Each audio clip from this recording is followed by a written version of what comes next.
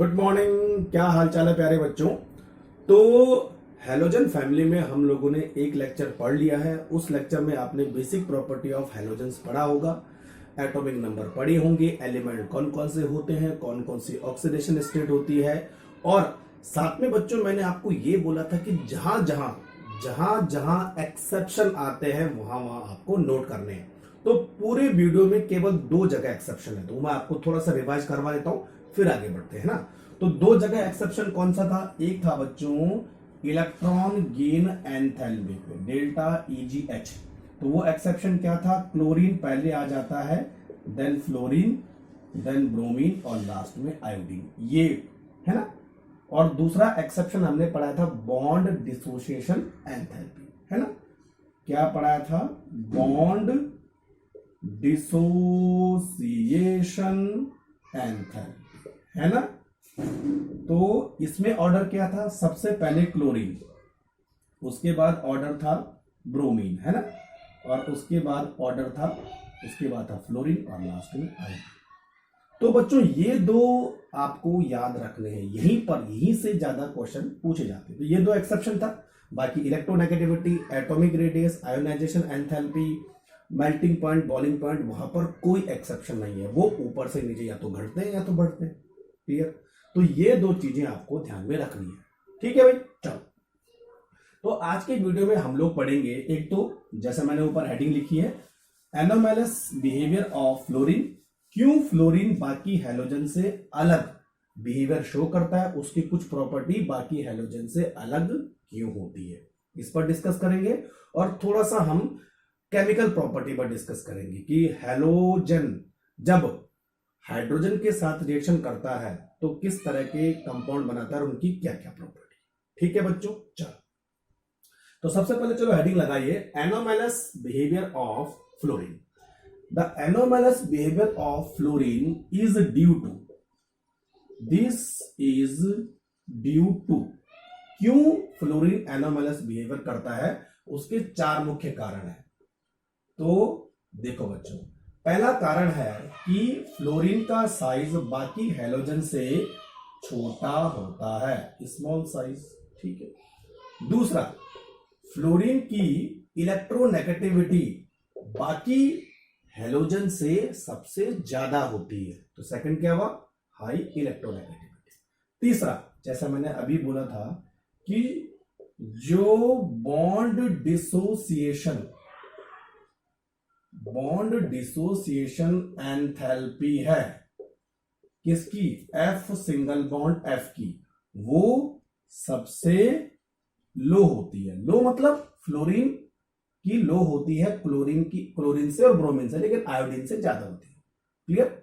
और सबसे important, fluorine के पास डी ऑर्बिटल नहीं होता है, तो एब्सेंस ऑफ डी ऑर्बिटल्स। तो इन 4 वजह से फ्लोरीन बाकी हैलोजन से अलग बिहेवियर शो करता है। अब हम ये देखेंगे कि कहां कहां फ्लोरीन का बिहेवियर चेंज होता है, यानी फ्लोरीन ये करेगा, बाकी हैलोजन ये नहीं करेंगे। फ्लोरीन ऐसा करता है, बाकी हैलोजन ऐसा नहीं करता, थोड़ा सा डेविएट होता है चीजों से। क्लियर? तो चलो, तो अब हम डिस्कस करेंगे the following properties of fluorine is different. Clear भाई? तो नंबर 1 कौन सी प्रॉपर्टी है? देखिए बच्चों, जो फ्लोरीन है उसका ऑक्सीडेशन नंबर हमेशा फिक्स होता है, कितना? -1, लेकिन बाकी का -1 से लेकर और कहां तक? +7 तक जा सकता है ना।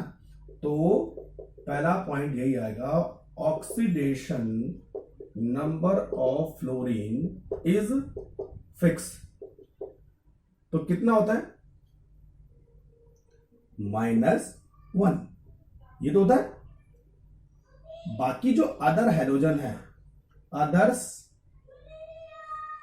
में हैव, क्या हो सकता है? -1 +1 +3 +5 एंड +7, ये तो हुआ।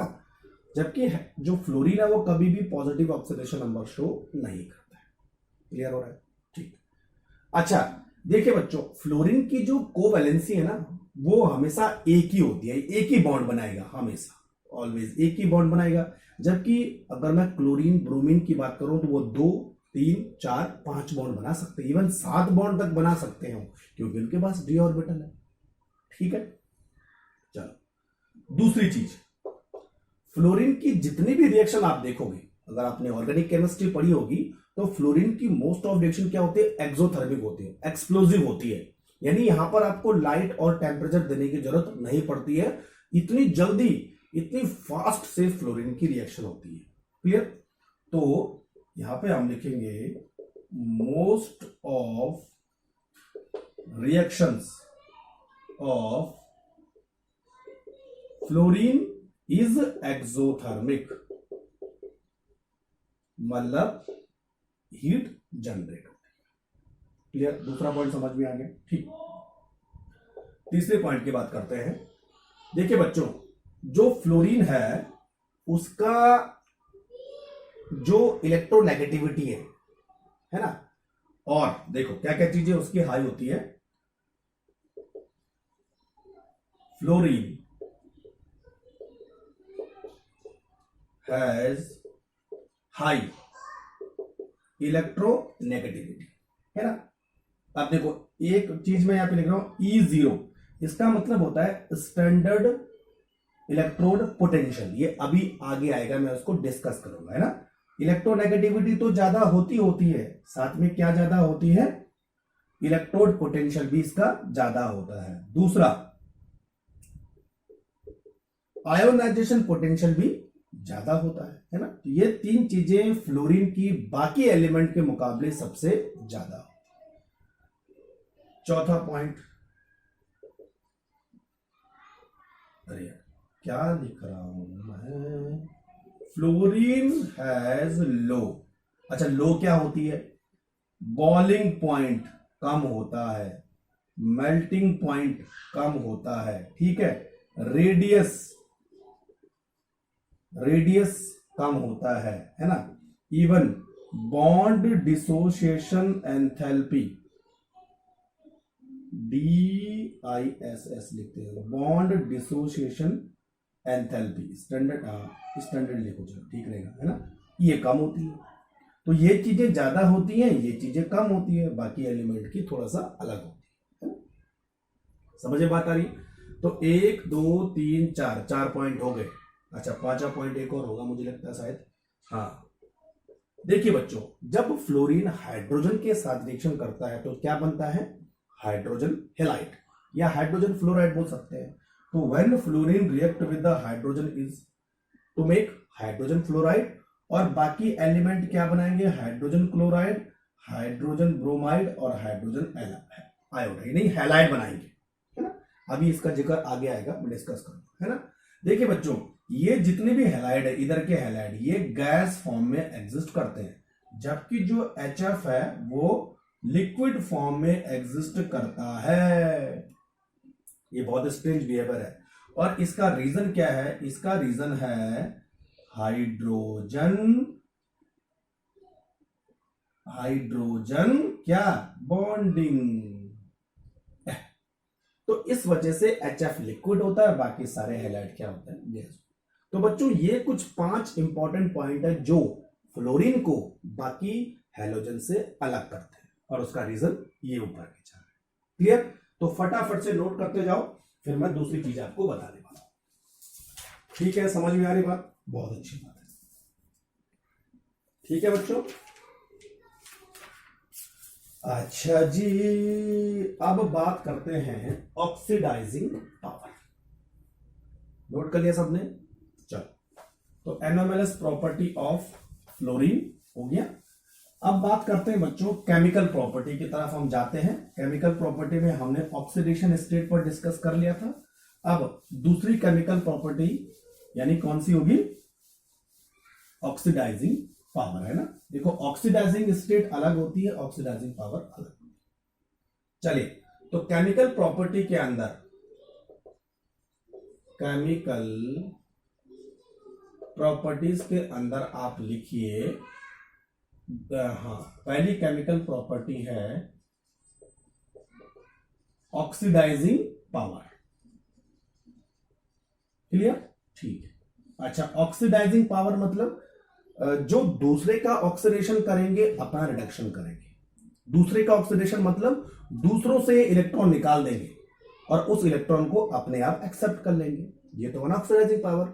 दूसरे का ऑक्सीडेशन, खुद का reduction, this is called oxidising agent. तो हमारे जो हेलोजन है बहुत अच्छे ऑक्सीडाइजिंग एजेंट होते हैं। तो यहां पर पहली लाइन लिखेंगे, they are strong oxidising agent, है ना। जिन बच्चों ने इलेक्ट्रोकेमिस्ट्री पढ़ लिया होगा उन्हें पता होगा कि ऑक्सीडाइजिंग और रिड्यूसिंग एजेंट क्या होते हैं। खासकर आपको रिडॉक्स रिएक्शन में भी देखने को मिल जाएगा। ठीक है, तो पहली लाइन क्या बनी, हेलोजेंस आर वेरी गुड या स्ट्रॉन्ग ऑक्सीडाइजिंग एजेंट। क्लियर?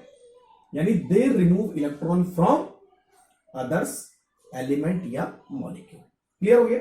अच्छा देखो, अब अगर मैं आपको यह बोलूं कि फ्लोरीन, क्लोरीन, ब्रोमीन या आयोडीन में ऑक्सीडाइजिंग पावर का ऑर्डर क्या होगा, कौन अच्छा ऑक्सीडाइजिंग एजेंट है, कौन बुरा ऑक्सीडाइजिंग एजेंट है। देखो यहां पर बच्चों, fluorine is very good oxidising agent और उनका ऑर्डर होने वाला है ये।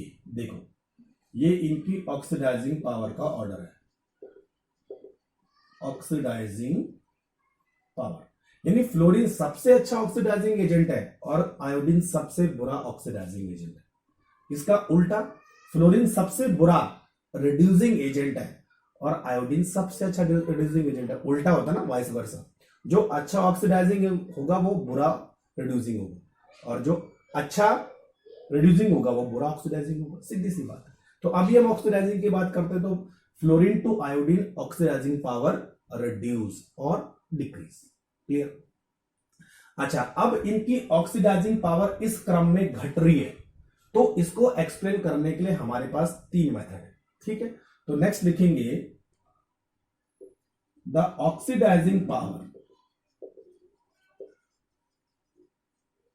Oxidising power is explain on the basis of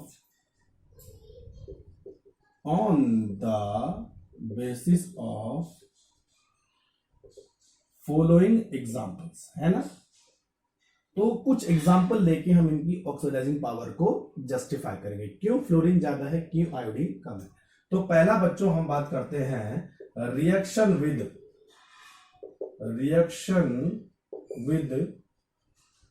other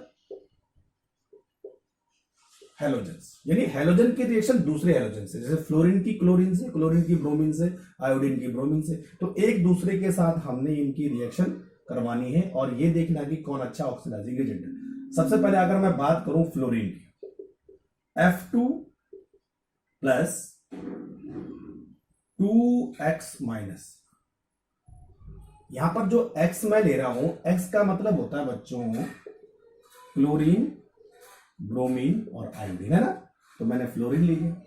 अच्छा, अब ये रिएक्शन कैसे होगी, देखो यहां पर होगा क्या कि जो फ्लोरीन है वो इस हेलोजन यानी क्लोरीन, ब्रोमीन, आयोडीन के इलेक्ट्रॉन को खुद एक्सेप्ट करेगा और x को x2 में कन्वर्ट करेगा। देखो तो यहां पर होने वाला है 2f माइनस x2। तो ये रिएक्शन क्या प्रूव करती है कि अगर फ्लोरीन की क्लोरीन, ब्रोमीन और आयोडीन में से किसी के साथ भी आप रिएक्शन करवाओ, fluorine plus chloride, not chlorine, chloride, है ना, this is chloride, this is fluorine.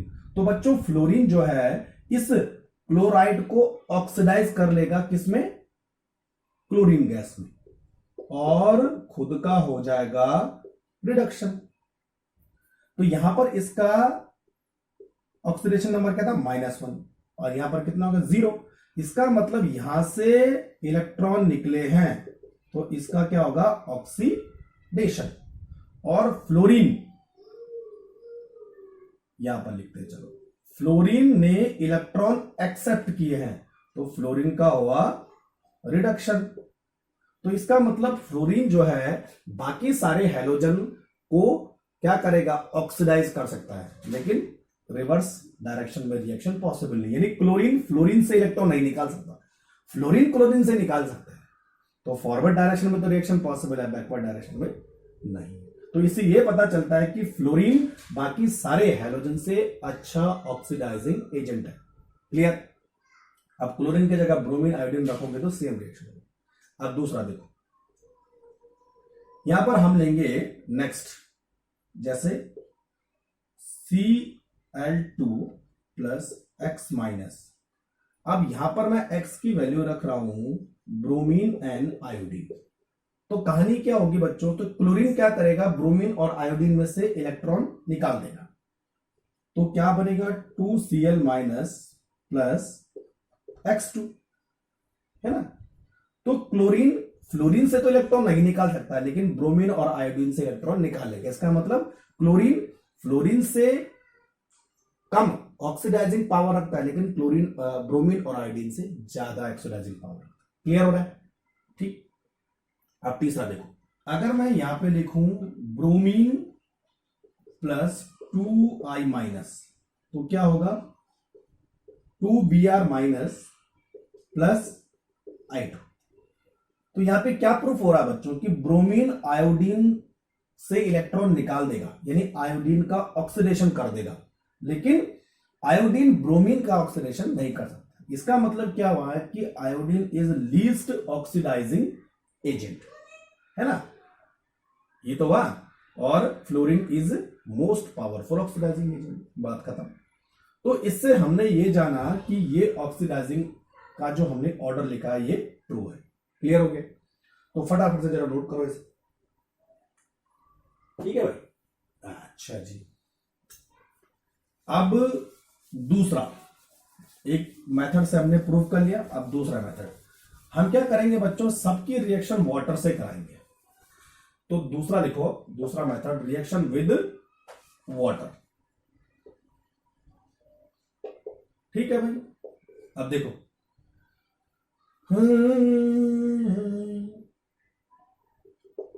Fluorine 2F2 plus 2H2 water के साथ रिएक्शन कराएंगे। तो वाटर में क्या है, ऑक्सीजन है। अगर मैं ऑक्सीजन और फ्लोरीन की ऑक्सीडाइजिंग पावर की कंपैरिजन करूं, तो fluorine is better oxidising agent than oxygen. तो यहां पर होता क्या बच्चों, कि फ्लोरीन यहां से इलेक्ट्रॉन को खींच लेगा इधर से, और इसको कन्वर्ट कर देगा ये 4H प्लस और ऑक्सीजन में। देखो, ऑक्सीजन को उसने ऑक्सीडाइज कर लिया है। यहां पर ऑक्सीजन के पास -2 थे, और यहां पर कितनी हो गए, 0 ऑक्सीडेशन नंबर। इसका मतलब ऑक्सीजन से उसने इलेक्ट्रॉन को एक्सेप्ट किया है। देख लो, समझ में बात आ रही है? इसीलिए बच्चों जो हमारा फ्लोरीन है वो ऑक्सीजन से भी बेटर ऑक्सीडाइजिंग पावर रखता है। ऐसा ऐसा प्रूव कर सकते हैं, है ना। चलो दूसरा, X2 प्लस 2H2O। 2H2O की जरूरत नहीं पड़ेगी, बस H2O काफी है ना। तो यहां पर बनेगा HX प्लस HOX, और यहां पे X इक्वल टू होता है Cl एंड Br, बस दो ही।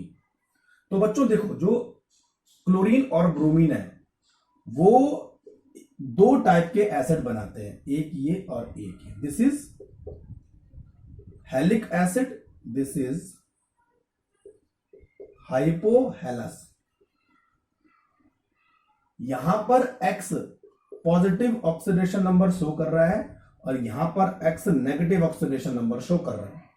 इससे यह पता चलता है कि जो क्लोरीन और ब्रोमीन है ना, X का मतलब ये तो हुआ क्लोरीन या ब्रोमीन, जो क्लोरीन और ब्रोमीन है वो ऑक्सीजन से बेटर ऑक्सीडाइजिंग एजेंट नहीं है। यानी पहला ऑक्सीडाइजिंग एजेंट फ्लोरीन है सबसे पावरफुल, उसके बाद ऑक्सीजन, देन उसके बाद क्लोरीन का नंबर आता है। क्लियर हो रहा है? तो oxygen is better oxidising agent than chlorine and bromine. इसका मतलब फ्लोरीन इन दोनों से ज्यादा अच्छा ऑक्सीडाइजिंग एजेंट है, और इवन वो किससे अच्छा ऑक्सीडाइजिंग एजेंट, ऑक्सीजन से भी अच्छा है। ये तो माना। तो इससे ये पता चलता है कि फ्लोरीन अभी भी सबसे पावरफुल ऑक्सीडाइजिंग एजेंट है। क्लियर हो रहा है? ठीक। अब देखो बच्चों, तीसरी रिएक्शन हम लिखते हैं, सेम रिएक्शन लिखो आप ऊपर, I2 2I2 प्लस 2H2O है ना, और एक अभी एरो मत मानना, केवल जैसे मैंने एरो लिखा है वैसे लिखो, 4I minus plus 4H plus O2। Clear?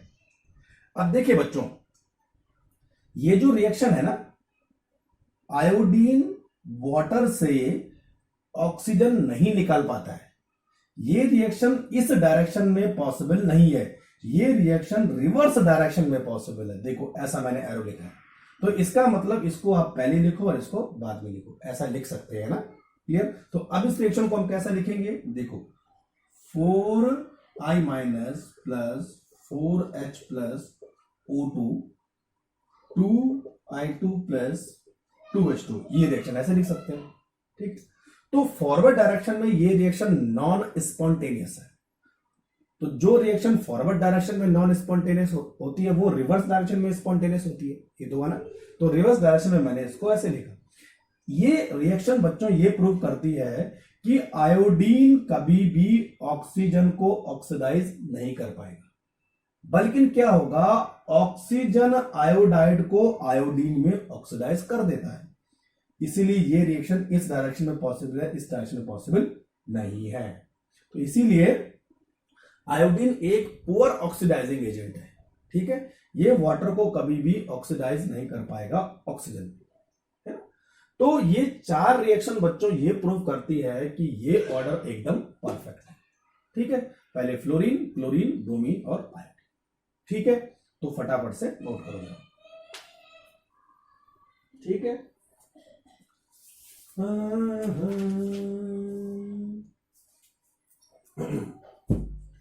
अब हम तीसरी चीज डिस्कस करेंगे कि स्टैंडर्ड इलेक्ट्रोड पोटेंशियल। अच्छा, आपने क्या बोलते हैं इसके, कौन सा चैप्टर है हमारा, वो इलेक्ट्रोकेमिस्ट्री। अगर 12th में आपने इलेक्ट्रोकेमिस्ट्री पढ़ दिया है तो आपको इलेक्ट्रोड पोटेंशियल के बारे में भी डिस्कस पता होना चाहिए, है ना, आपने पढ़ा होगा। और बच्चों जिसने इलेक्ट्रोड पोटेंशियल के बारे में नहीं पढ़ा है वो मेरे चैनल में जाके प्ले लिस्ट में जाना, इलेक्ट्रोकेमिस्ट्री के बहुत सारे लेक्चर होंगे, वहां आप इलेक्ट्रोड पोटेंशियल के बारे में पढ़ सकते हैं डिटेल से। तो मैं थोड़ा सा यहाँ पर केवल इलेक्ट्रोड पोटेंशियल की वैल्यू पर डिस्कस करूंगा, बाकी मैं डिस्कस नहीं करूंगा। तो चलो, तीसरी चीज हमारे पास है कि ये जो ऑर्डर है वो किस बेसिस पर जस्टिफाई करते हैं। तो नेक्स्ट है on the basis of standard electrode potential. अच्छा रहेगा, standard electrode potential, electrode potential. Clear? और इसको हम एक सिंबल से रिप्रेजेंट करते हैं ई नॉट। ठीक है, अगर ई लिखा होगा तो केवल इलेक्ट्रोड पोटेंशियल है, और ई नॉट लिखा होगा तो स्टैंडर्ड इलेक्ट्रोड पोटेंशियल है। क्लियर? अब देखिए बच्चों, हर किसी एलिमेंट का या मेटल का अपना एक इलेक्ट्रोड पोटेंशियल होता है। अगर मैं फ्लोरीन की बात करूं, तो जो फ्लोरीन का इलेक्ट्रोड पोटेंशियल होता है वो होता है बच्चों 2.86 वोल्ट, इतना होता है ना। फ्लोरीन से और आयोडीन की तरफ जाते जाते ये इलेक्ट्रोड पोटेंशियल कम होता जाता है। ठीक है, तो E naught value decreases from fluorine to iodine. ठीक है, तो बच्चों देखो, जितना ज्यादा इलेक्ट्रोड पोटेंशियल की वैल्यू होगी, देखो यहां पे लिखिए, more the value of E naught, more will be oxidising power, है ना। जितना ज्यादा इसकी वैल्यू होगी उतना ज्यादा हमारा वो पर्टिकुलर एलिमेंट ऑक्सीडाइजिंग पावर रखेगा। तो देखो, इसकी सबसे ज्यादा होती है और सबसे कम किसकी होती है, I2 की, इसलिए I2 सबसे कम ऑक्सीडाइजिंग पावर रखता है, ऑक्सीडाइजिंग एजेंट है, और F2 सबसे ज्यादा ऑक्सीडाइजिंग एजेंट है। क्लियर? ठीक है, तो इसीलिए बच्चों जो हमारा F2 है वो सबसे ज्यादा ऑक्सीडाइजिंग एजेंट है एज कंपेयर टू बाकी हाइड्रोजन। तो बस इसके बारे में ज्यादा डिस्कस नहीं करेंगे। अच्छा, एनसीईआरटी में थोड़ा सा ये दे रखा है कि ये जो वैल्यू है वो आती कहां से है।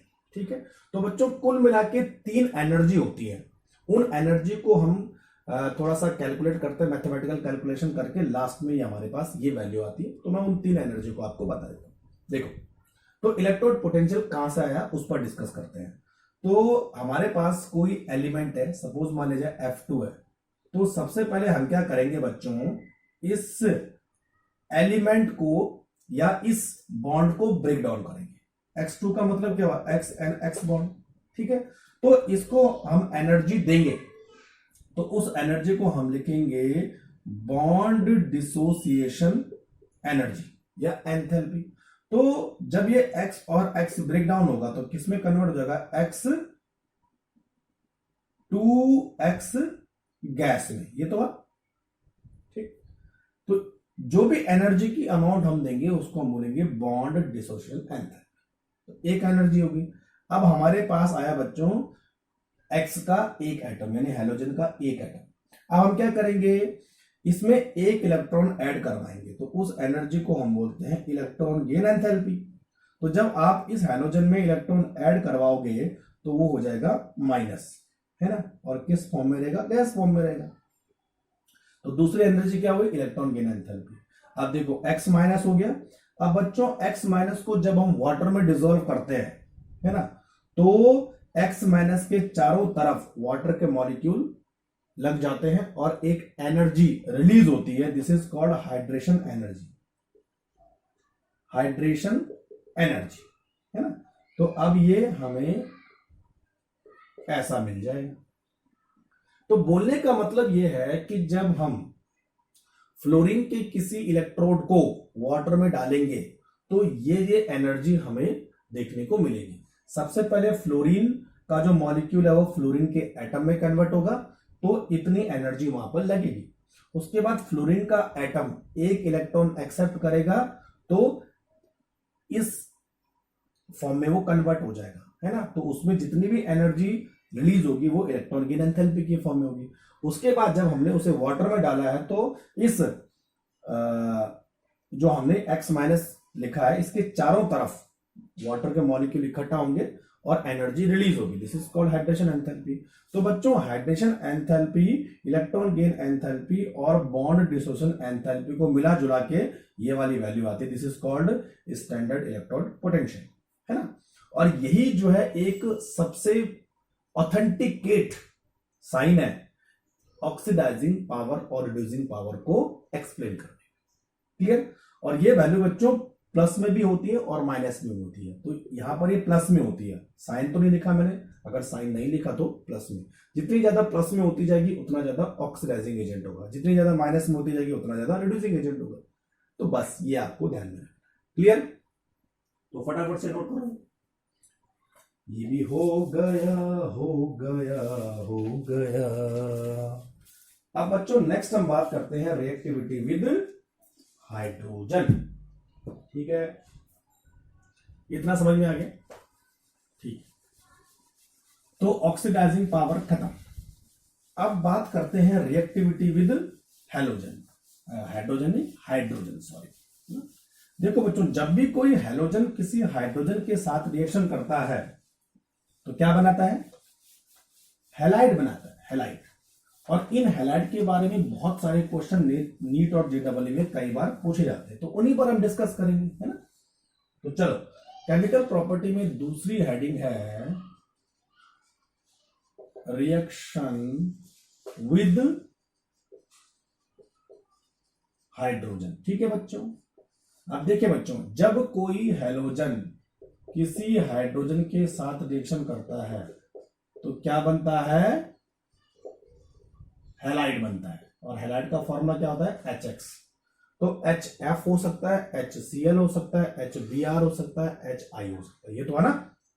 ठीक है, कौन कौन से हैलाइड हमारे पास, देखो हैलाइड्स HF, HCl, HBr और HI, है ना, ये तो है hydrogen fluoride, hydrogen chloride, hydrogen bromide, hydrogen iodide. Clear? These are the halide formed by the when react with hydrogen. ठीक। अच्छा, दूसरा सवाल यह आता है कि कौन सा हैलोजन हाइड्रोजन के साथ जल्दी रिएक्शन करेगा, यानी हैलाइड बनाने की जो टेंडेंसी है वो किस में फास्ट होगी, किस में स्लो होगी। तो बच्चों जो हमने ऑक्सीडाइजिंग पावर पढ़ी थी वही सेम टू सेम यहां पर होने वाला है। तो the tendency to form halide is this order. ये देखो, तो जो रिएक्टिविटी ऑर्डर है हैलोजन का किसी के साथ भी रिएक्शन करने का, चाहे वो हैलाइड हो, चाहे वो ऑक्साइड हो, या कोई भी हो, ये ऑर्डर हमेशा फॉलो होगा। F2 सबसे जल्दी रिएक्शन करेगा, फिर Cl2, फिर Br2, फिर I2। ध्यान रखिए, है ना। तो फ्लोराइड जल्दी बनेंगे, then chloride, then bromide, then iodide. Iodide slowly बनते हैं वैसे। क्लियर हो रहा है? ठीक। तो दो चीजें हमने पढ़ ली कि कौन से हैलाइड बनाएगा और हैलाइड की रिएक्टिविटी ऑर्डर, हैलोजन का रिएक्टिविटी ऑर्डर क्या है टुवर्ड्स हैलाइड्स। क्लियर? चलो अब इसमें हम क्या क्या चीजें पढ़ने वाले, देखो सबसे पहले कौन कौन सी प्रॉपर्टी हम डिस्कस करेंगे। नंबर 1, थर्मल स्टेबिलिटी, है ना, थर्मल स्टेबिलिटी।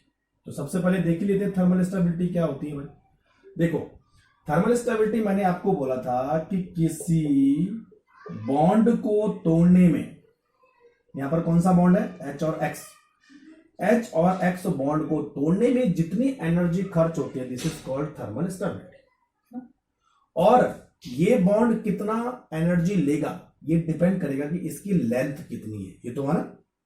अगर बच्चों में H और F की बात करूं तो छोटा बॉन्ड है, और जैसे मैं नीचे आता हूं H और I की बात करता हूं तो वहां पर बॉन्ड लेंथ बढ़ जाती है। ठीक। अब मुझे ये बताओ कि किस बॉन्ड को तोड़ने में ज्यादा एनर्जी लगेगी, जो छोटा बॉन्ड होगा। यहां पर जो है एनर्जी ज्यादा चाहिए होती है, और यहां पर कम एनर्जी में ही काम हो जाता है। तो अब मुझे ये बताओ किसकी थर्मल स्टेबिलिटी ज्यादा होगी, इसकी। ये तो है ना, यानी जिस चीज को तोड़ने में ज्यादा एनर्जी खर्च हो रही है उसकी स्टेबिलिटी ज्यादा होगी as compare to other bond. ठीक है। इसीलिए बच्चों जो थर्मल स्टेबिलिटी है हैलाइड की वो ऊपर से नीचे कम होगी। ये तो हुआ। ठीक। चलो तो बस ये होगा हमारे पास। तो thermal stability directly proportional to the bond dissociation enthalpy. ये तो ना, thermal stability is depends on bond energy. सीधे लिखेंगे हम। तो जो जो बॉन्ड एनर्जी का ऑर्डर होगा वही थर्मल स्टेबिलिटी का ऑर्डर होगा। तो जो छोटा बॉन्ड होगा वो ज्यादा स्टेबल होगा एज कंपेयर टू बड़े बॉन्ड की तरफ। तो ऊपर से नीचे बच्चों जो बॉन्ड एनर्जी है वो धीरे धीरे कम होती है। समझ में बात आ गई। तो HF ज्यादा स्ट्रांग होगा, HI वीक होगा। ठीक। चलो दूसरा हम बात करते हैं एसिडिक नेचर, है ना। तो सारे हैलाइड के पास हाइड्रोजन है ना भाई, HX, और इसको आप डिग्रेड करोगे तो H प्लस और X माइनस। तो जो मॉलिक्यूल वो सॉल्यूशन में H प्लस देते हैं इसका मतलब वो एसिड होते हैं। तो सबके पास H प्लस देने की टेंडेंसी है, तो दे आर एसिड। लेकिन कौन अच्छा कौन बुरा ये इंपॉर्टेंट है। सीधी सी बात है, जो H प्लस को जितना जल्दी दे देगा, ये तो है ना, the more readily to give H plus ion more will be the acidic. उतना अच्छा एसिड होगा जो जितनी जल्दी H को दे देगा। बस दे तो सभी रहे हैं, लेकिन कौन कितना जल्दी देता है ये एसिडिक स्ट्रेंथ पर ये डिपेंड करेगा कि एसिड कौन सा स्ट्रॉन्ग है। ये तो बताया था। ठीक। तो अब मुझे ये बताओ कि H प्लस को जल्दी देना या देर में देना किस पर डिपेंड करेगा। Again it is depends on bond energy. अब मुझे बताओ, एक तरफ हमने लिया HF और दूसरी तरफ लिया HI, किसका बॉन्ड वीक है? ये बॉन्ड वीक है और ये बॉन्ड स्ट्रॉन्ग है। इस बॉन्ड को तोड़ने में टाइम लगेगा, इस बॉन्ड को तोड़ने में टाइम नहीं लगेगा, तो इसका H तुरंत निकल जाएगा, लेकिन इसका H निकलने में थोड़ा सा आनाकानी करेगा। तो जल्दी किसका H निकला? जिसका बॉन्ड वीक है, ये वाला। समझ में आ रही बात? तो अब अगर मैं बोलूं इनमें से कौन H देने की टेंडेंसी जल्दी रखता है? HI, और सबसे कम क्या होगा? HF। तो जो एसिडिक ऑर्डर है वो अपोजिट होने वाला है, किसकी? थर्मल स्टेबिलिटी की। समझ में बात आ रही है? ठीक है, तो यहां पर हम लिखेंगे more readily to give H plus, stronger will be acid. ये तो बात ठीक है। तो जिसका कमजोर बॉन्ड है वो जल्दी प्रोटॉन दे देगा, तो उसकी एसिडिटी सबसे ज्यादा होगी। तो देखो एसिडिक, ये होगा HI सबसे अच्छा एसिड, HF सबसे बुरा एसिड। ठीक है, चलो तीसरी चीज हम डिस्कस करेंगे यहां पर, रिड्यूसिंग पावर।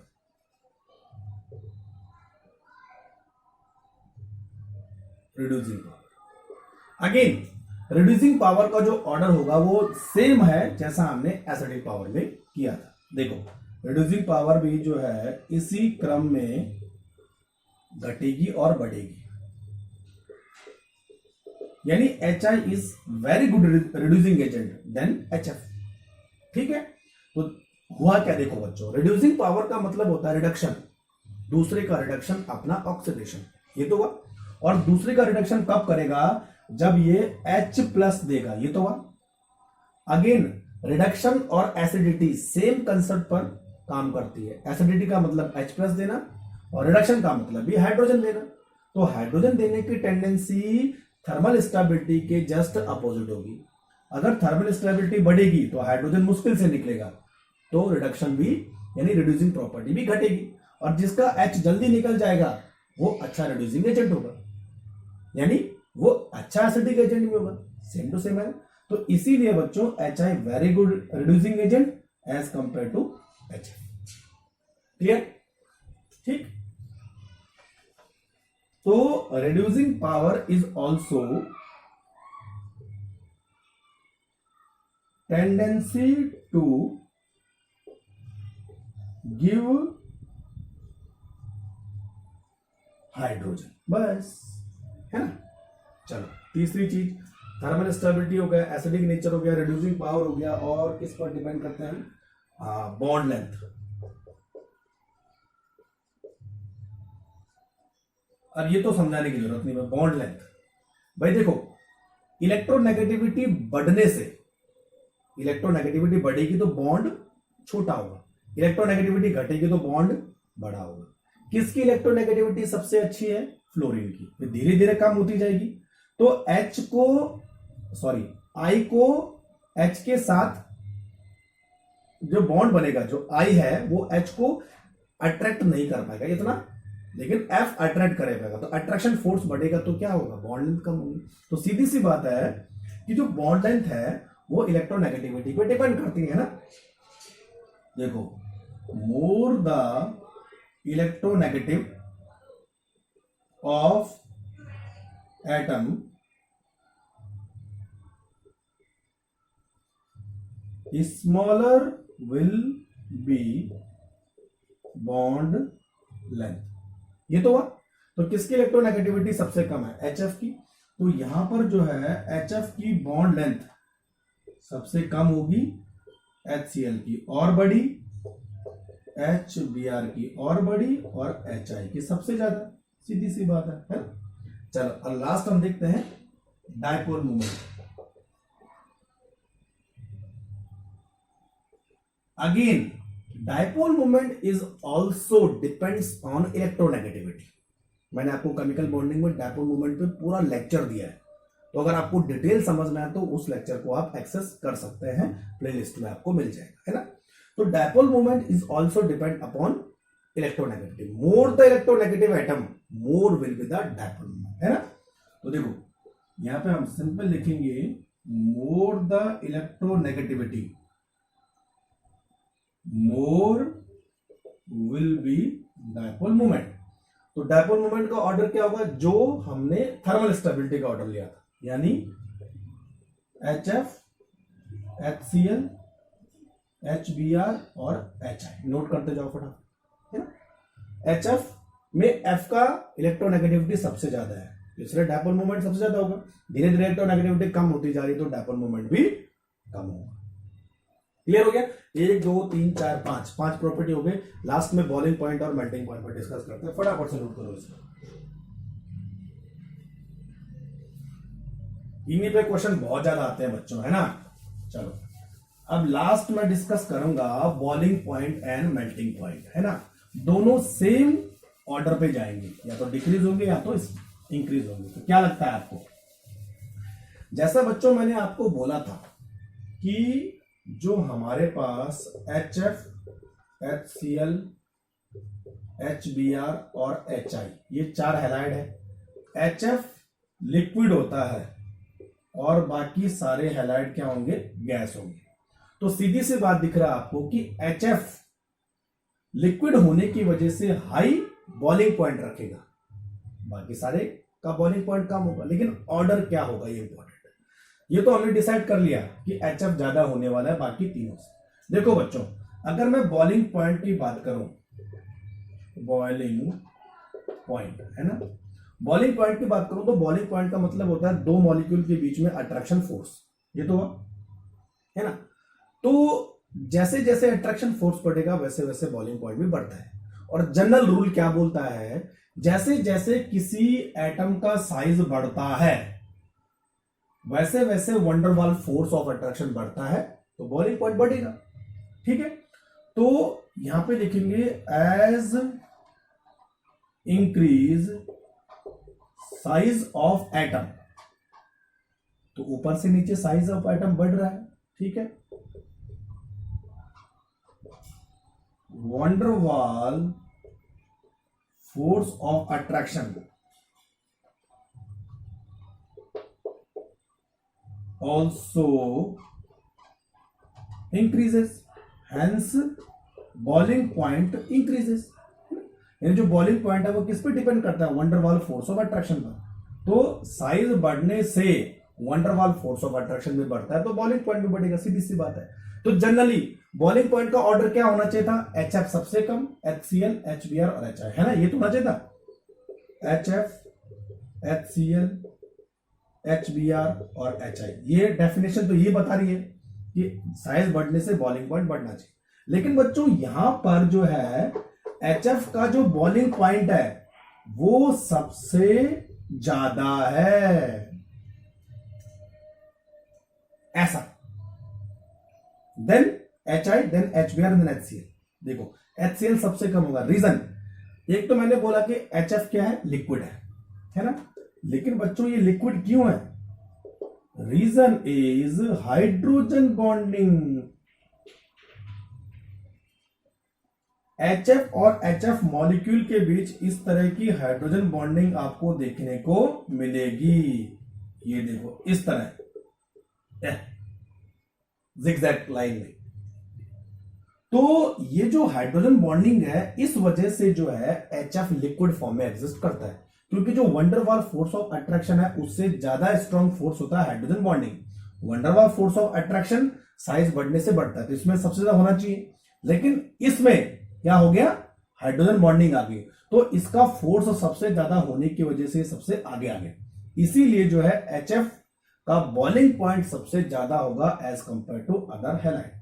तो अब ऑर्डर क्या बना, HF, HI, HBr और सबसे कम HCl। क्लियर। तो HF को नंबर 1 पे रख दो। ठीक है, रीजन क्या बताया मैंने, हाइड्रोजन बॉन्डिंग। ठीक है बच्चों, तो ये हमारे पास बॉइलिंग पॉइंट का ऑर्डर है और साथ में मेल्टिंग पॉइंट का भी ऑर्डर है। बस, तो ये दोनों आपने इस तरह से लिखने। क्लियर हो रहा है? चलो, तो आज के वीडियो में हम लोग यहीं पे फिनिश करते हैं। बाकी और लेक्चर के लिए आप नेक्स्ट वीडियो का वेट कीजिए। जैसा मैंने पहले कहा था, आप रनिंग लेक्चर के नोट्स बनाते जाइए। कहीं कोई दिक्कत है तो आप मुझे कमेंट बॉक्स में पर्सनल मैसेज कर सकते हैं। क्लियर? तो चलो, तब तक के लिए thank you very much. Tata, bye bye, नमस्कार।